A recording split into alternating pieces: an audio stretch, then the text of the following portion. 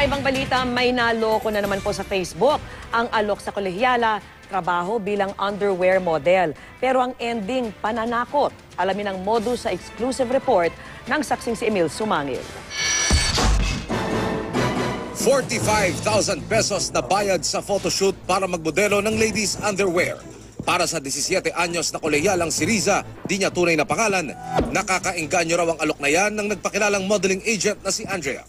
Kaya pagka-add as friend kay Andrea, kahit di pa talaga sila magkakilala, kumagat sa alok si Riza. Final casting na daw of models. Tapos ang nangyari daw, may dalawang models na nag-back out and they're thinking of giving me the slot now.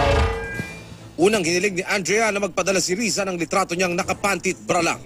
Para makumbinsi, nagpadala si Andrea ng mga litrato ng umano'y iba pang modelong naka-underwear lang din. Isang schoolmate daw ang nakita ni Riza sa mga litrato kaya napasunod din siya. Pero kalaunan, iba na raw ang utos. Can you please take off yung bra po? Para daw makita yung form nung tao talaga. So I did so kasi in the pictures that she sent me, I knew one of the people there. And like, so parang if she did that, kaya ko rin naman. So okay, medyo gets naman. So ginawa ko po.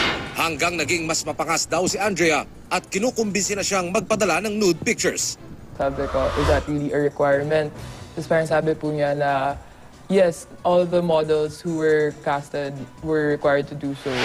Lalo raw nagduda si Riza sa mga sumunod na chat ni Andrea. Binantaan na kasi siyang kung di susunod, ipopost daw sa isang website ang mga ipinadala niyang larawan. How far would you go to protect these pictures since they are now mine, ganyan.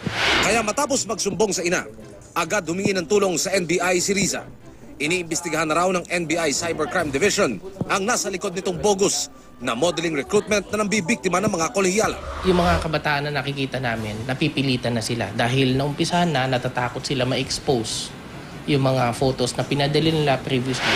Hindi na bago nangyari kay Riza. Noong isang buwan, dumulog sa NBI ang dalawang magkaibigang inalok magmodelo kapalit ng 300,000 pesos na bayad at exposure sa magazine sa Europa. Pero nahack ang kanilang social media accounts at binantaan ding ikakalat ang kanilang mga litrato. Kaya muling paalala ng NBI, huwag basta-basta magtitiwala at kakagat sa mga online alok. For example, for this case, yung modeling, i-verify mo kung legitimate yung modeling agency. Ako si Emil Sumangil, ang inyong saksi.